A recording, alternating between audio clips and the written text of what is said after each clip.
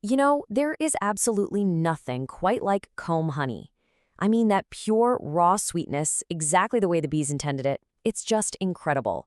And if you're a beekeeper, you have probably dreamed of producing your own. But that dream very quickly leads to a really big question.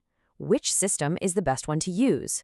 It can feel a little overwhelming, I know, but that's exactly what we're going to clear up today. So let's just dive right in. My whole goal here is to help you answer that one big question. We're going to explore three of the most popular methods out there, and we'll really dig into their strengths and their weaknesses. And I promise by the end of this, you're going to have a much clearer idea of which system is the perfect match for your hives and for your goals. Okay, first up, we have Ross Rounds. I want you to think of this as the polished presenter of the comb honey world. This system, it's famous for producing these beautiful, perfectly round sections of comb honey that just look absolutely incredible. They're super easy to market. So here's the deal with Ross Rounds, right? It's a classic trade-off. On the pro side, assembly is pretty simple, and that final product, wow, it's beautifully presented in its own clean plastic box, which is perfect for gifts or for sales. Plus, the wax refills themselves are fairly inexpensive. But on the flip side, all that convenience does create more plastic waste.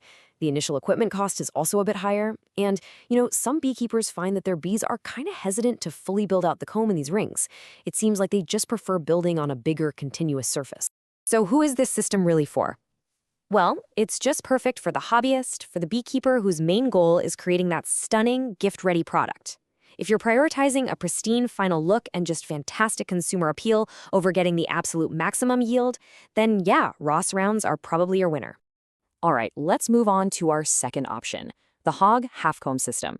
I like to call this one the practical integrator because, well, it offers a much more streamlined approach. It's actually designed to work with equipment you probably already own. The biggest advantage of the Hog Half-Comb system is right there in its design. The cassettes fit directly into standard Langstroth frames. Now that is a huge plus for hive management, but there are some challenges. Just like Ross Rounds, it does use plastic components, and you really need a strong nectar flow for the bees to be motivated enough to draw out the comb successfully. You have to remember, building fresh wax comb takes a massive amount of energy, and they just won't do it unless resources are absolutely overflowing. So ultimately, the Hog Half-Comb system is this ideal middle ground. It's just perfect for the beekeeper who really values practicality and wants a system that just slots right into their existing setup without needing to go out and buy a whole new set of specialized supers. It's all about that seamless integration. And finally, we have our third contender, the traditional cut comb method. This is what I call the high-yield traditionalist. It's the classic, it's the time-tested approach for beekeepers whose number one goal, above all else, is getting the absolute most honey possible from their hives. The major benefit here is simple. It's all about yield. Because you're using full frames with hardly any plastic, the bees build much more naturally, which can result in the highest possible honey harvest. The downside, however, is the harvest itself. Let's be honest, it can get messy. You have to physically cut the comb from the frame, which means dripping honey, sticky surfaces everywhere, and you'll probably need some extraction equipment to handle all that leftover honey. Packaging is also a much more hands-on, do-it-yourself process. This is truly for the purist, the beekeeper who is all about production.